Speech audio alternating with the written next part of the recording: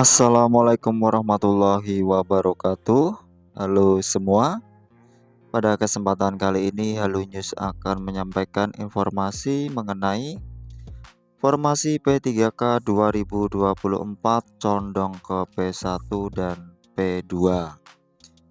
Guru P3 minta keadilan, dan berikut informasi lengkapnya.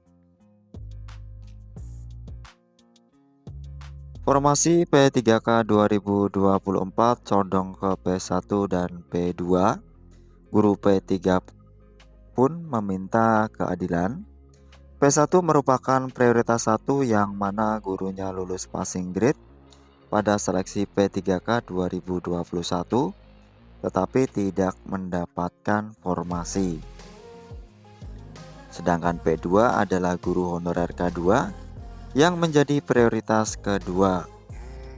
P3 merupakan guru honorer negeri dengan masa pengabdian minimal 3 tahun menjadi prioritas ketiga atau P3. Dedi Nurwega, guru ASN P3K, mengaku menerima banyak keluhan dari P3.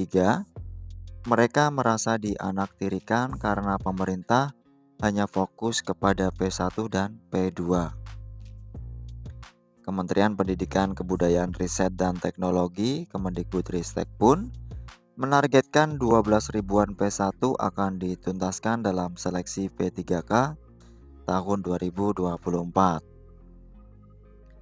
Pak Wega, sapaan akrabnya, mengatakan P1 memang perlu dituntaskan. Namun P3 seharusnya diperhatikan juga karena mereka merupakan guru honorer yang mengabdi bertahun-tahun di sekolah negeri. Kalau P1 ini kan ada guru honorer negeri dan swasta ya. Nah, P3 murni guru negeri dan menempati sekolah induk negeri, kata Pak Wega. Dia berharap pemerintah pusat dan daerah tidak mengabaikan guru P3 yang sampai saat ini masih belum jadi prioritas.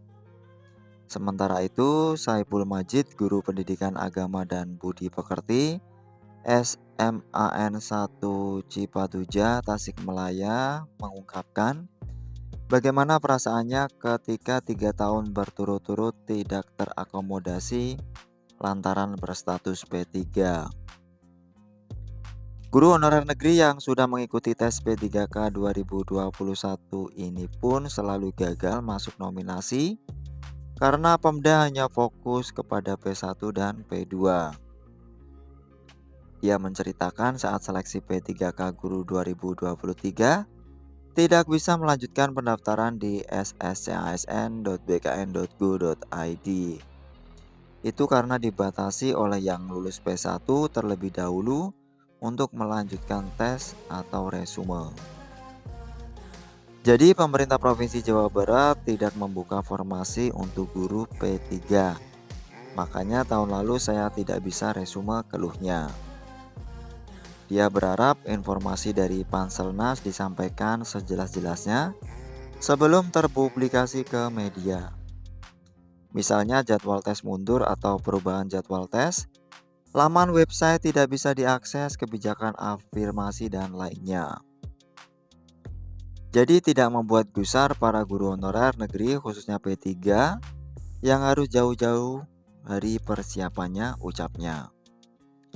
Selanjutnya update Dapodik secara real time sehingga bisa mudah terpetakan ketika ada pengusulan kebutuhan formasi sesuai daerah ke pusat, termasuk kategori honorer negeri yang sudah ikut seleksi P3K 2021 tetapi status P3K yang terdata di BKN dan benar-benar satu pintu datanya. Tuntaskan P3K yang lulus passing grade terutama P3K di tahun 2021 yang belum terakomodasi, apalagi nilai ambang batas terbaru seleksi P3K 2023 lebih kecil daripada P3K 2021, pungkasnya. Demikian informasi yang dapat kami sampaikan, semoga bermanfaat bagi kita semua. Akhir kata, wassalamualaikum warahmatullahi wabarakatuh.